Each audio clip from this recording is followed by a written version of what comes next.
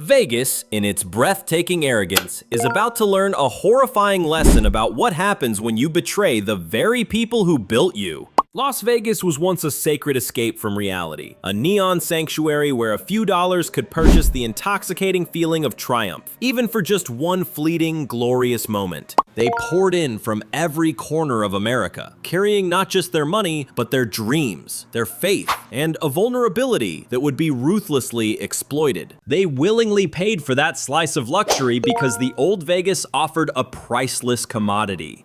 The raw, electrifying feeling of being truly alive, of absolute freedom, of taking a chance without losing it all. But then, the betrayal began. The city's soul was carved up and sold off for hidden resort fees, grotesquely inflated prices, service that curdled into contempt, and a welcome that had vanished entirely. The city that once billed itself as a paradise for the common person has become nothing more than a private, walled-off playground for the ultra-wealthy. And the middle-class tourists, the loyal patrons who nurtured this desert flower for decades, are now staging a silent, devastating retreat.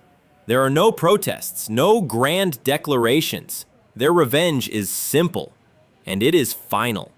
They are never coming back. They always say the house wins, but they forgot that the players are the lifeblood that keeps the house standing.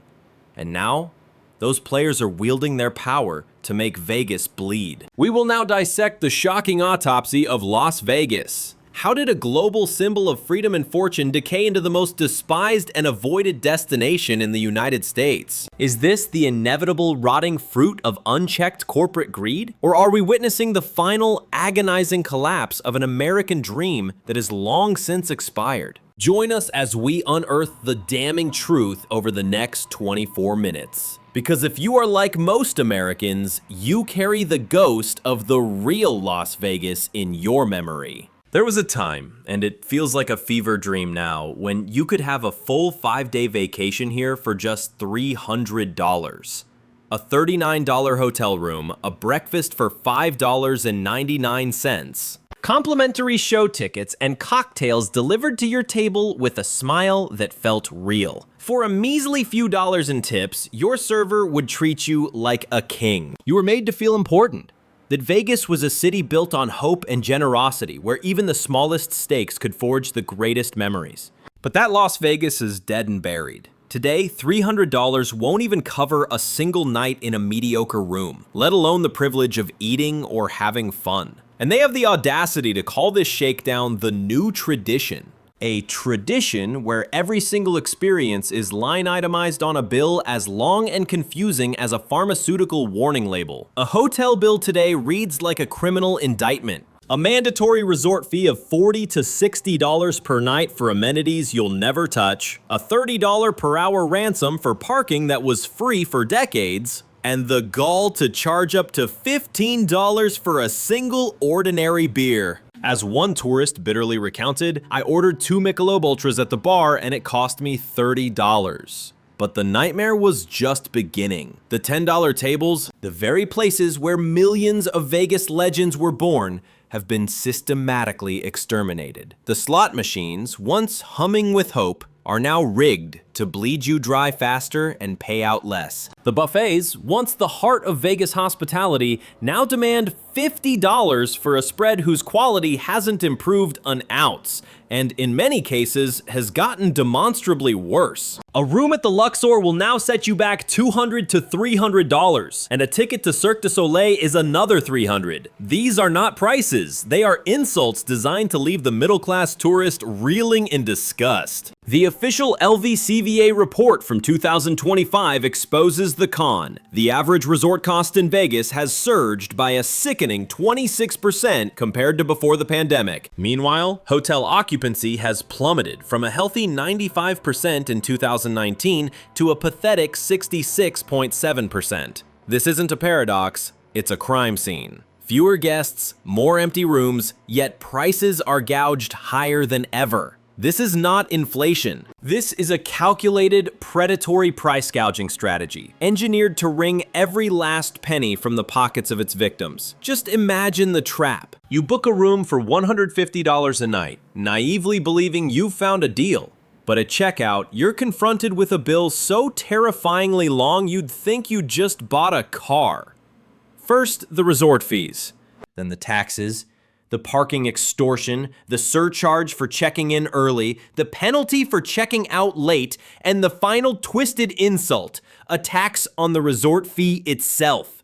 Each line is another turn of the screw. In some hotels, they've reached a new level of depravity, charging you an extra $50 just for the privilege of opening a window to get some fresh air. It is a legal mugging, as countless victims now call it, and there is no escape, and the financial assault continues at the dinner table. From 2015 to today, food prices here have catastrophically inflated by nearly 49%. The lavish buffet at Caesar's Palace, which cost a mere $17 in 1994, now commands a staggering $6,100 per person. Even in the supposed refuge of the food court, a simple meal will bleed you for $30 to $50. In this new Vegas, every bite is designed to empty your wallet, demolishing the very soul of what this city once was. The very soul of this place, the generosity, the unexpected joys, the feeling of belonging, has been systematically obliterated, all sacrificed at the altar of a cold, heartless spreadsheet. Remember the Treasure Island pirate show? A spectacle that captivated millions with its free, swashbuckling magic, shamelessly demolished in 2013, all to erect another soulless shopping mall. Even the Luxor Pyramid, once a beacon of mystery with its faux Nile, has been hollowed out, reduced to nothing more than a sterile, monotonous conference room.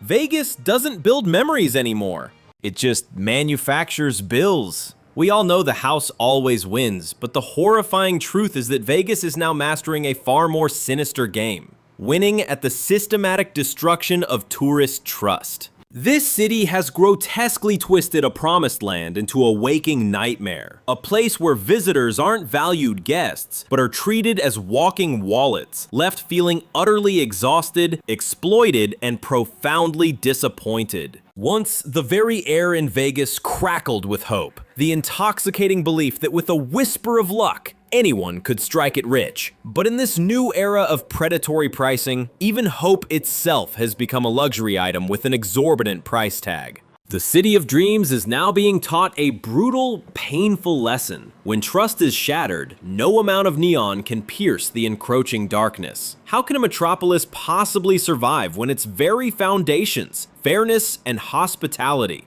have been ripped out and replaced by the cold calculus of a profit and loss statement? And here's the terrifying question.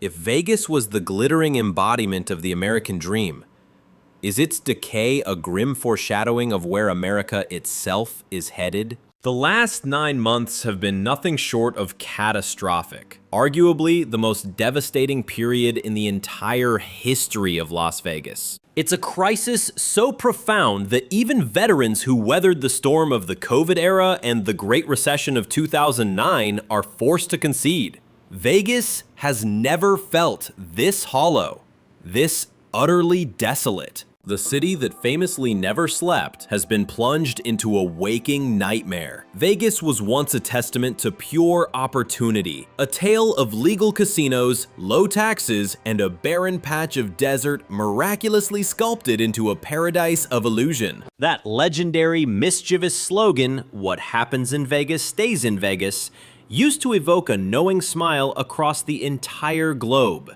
A shared secret that promised a sanctuary where anyone could escape their reality, even for just a few fleeting days. But today, that promise is a lie. What's happening in Vegas refuses to stay there. The poison is spreading far beyond the Nevada desert, sending out shockwaves of disgust that ripple through the memories of those who have long since departed.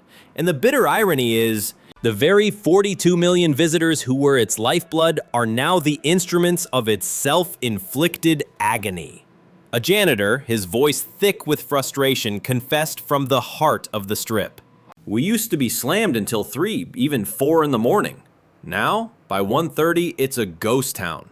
The whole center of the city, just empty." And while that sounds like a simple lament, It's a chilling testament to what the brutal numbers are screaming. The LVCVA's own 2025 report lays it all bare. Visitor numbers have not just decreased. They have plummeted catastrophically from 41.7 million in 2019 to a paltry 19.6 million in 2025. Flights into Harry Reid International Airport have nosedived, and the flood of vehicles from California has been slashed by nearly half. Those hotel occupancy rates that once soared over 90% on weekends, they now struggle to even break 80%. The average stay has been cut from a healthy 3 or 4 nights to a meager 2, triggering a catastrophic collapse in revenue across every single related industry. We're talking restaurants, taxis, the world-famous performing arts, all bleeding out.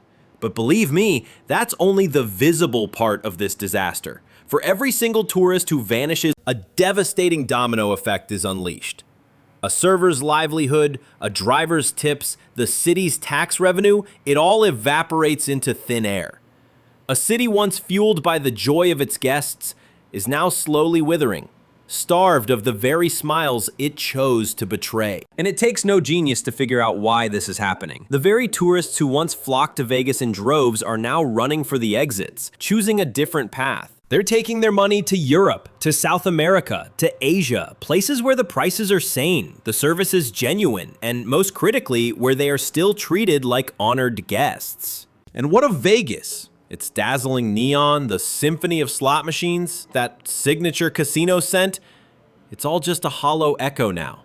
The ghost of a dream long dead. All that remains in its place is a soul-crushing exhaustion, predatory prices, and service so cold it chills you to the bone. It's an atmosphere so completely alienating that even its most devoted fans now feel like strangers in a hostile land. But the most terrifying part isn't that Vegas is more expensive or less entertaining. It's the sickening realization that tourists no longer leave feeling like they had a winning experience.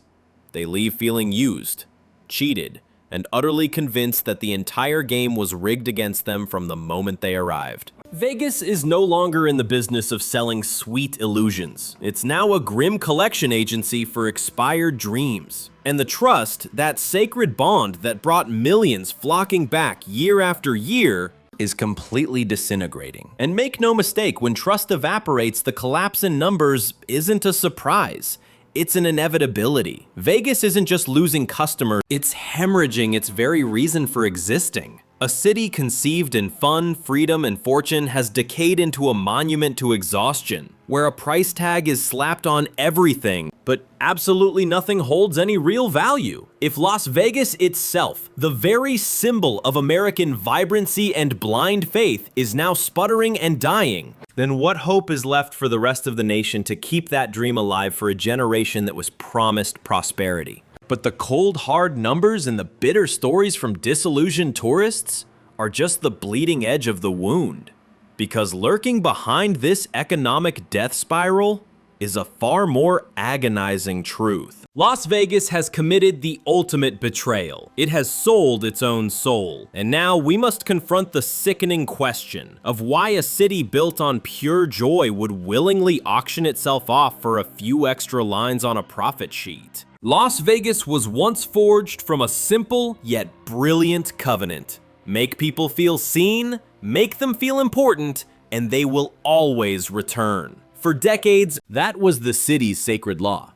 It was in the free cocktails for a gambler betting mere cents, the impossibly cheap and abundant buffets, and the genuine warmth that made every visitor feel they had finally come home. But somewhere in its relentless, rabid pursuit of profit, Vegas didn't just forget this promise. It violently tore it to shreds, transforming itself into a monstrous machine of pure greed. A perfectly calibrated engine of avarice, where every spark of human emotion is coldly calculated and reduced to a data point. If the old Vegas ran on heart, today's Vegas runs on predatory algorithms.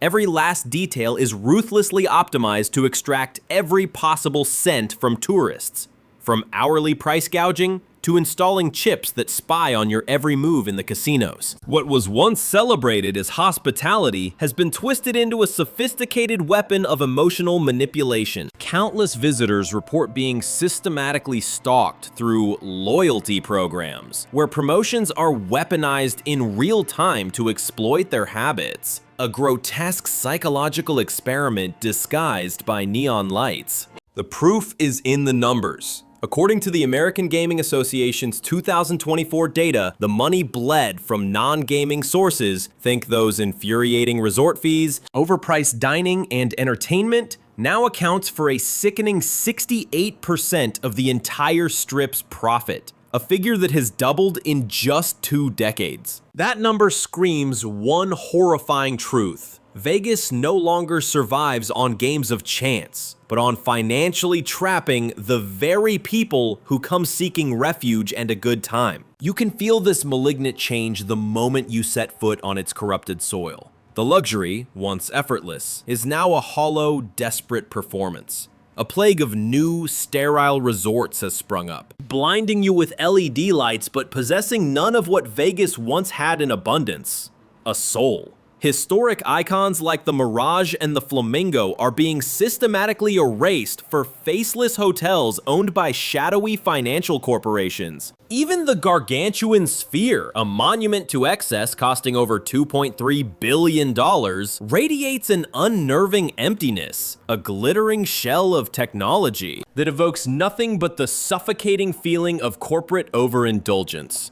The devastating irony is that the more modern Vegas becomes, the more it strips away our humanity. The very people who were the lifeblood of this city, the waiters, the dealers, the lounge singers, the bartenders, are being systematically purged. Casinos are aggressively replacing human beings with cold, unfeeling automated kiosks. A bartender with a story and a smile is now a robotic arm, mindlessly slinging cocktails into the night. Hotels that once built their legends on warm human service now force everything through a machine. Check-in, payments, even ordering food, all designed to avoid the inconvenience of a human connection. They call it convenience. But this soulless efficiency has ripped out the very heart of Las Vegas, stealing the one thing that ever made it special. But a sickness like this never contains itself. This ravenous thirst for profit is a contagion, spreading like a plague through the American tourism industry, from New York to Orlando, from Los Angeles to Miami. The predatory model of hidden fees and phantom prices that Vegas unleashed upon the world is now the horrifying new standard. A standard that has taught millions to be suspicious of every ticket, every bill, and every single promise. Vegas didn't just sell its soul. It wrote the manual and taught the rest of America how to do the very same.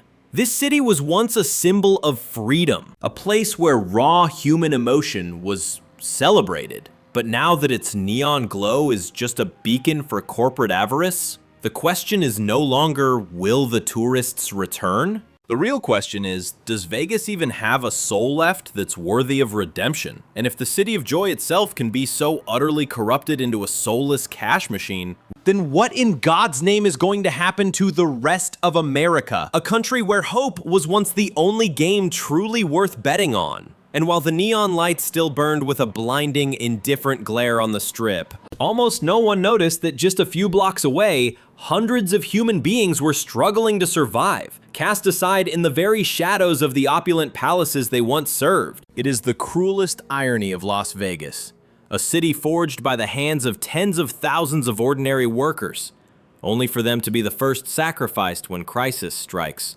Throughout 2025, the homeless population in Clark County exploded past 9,600, a grim milestone unseen in over a decade. Among them, a staggering 30% held once secure jobs in the service and tourism sectors, the very industries that were the lifeblood of this city's identity. These are not criminals. They are hardworking people, cast aside, unable to pay rent,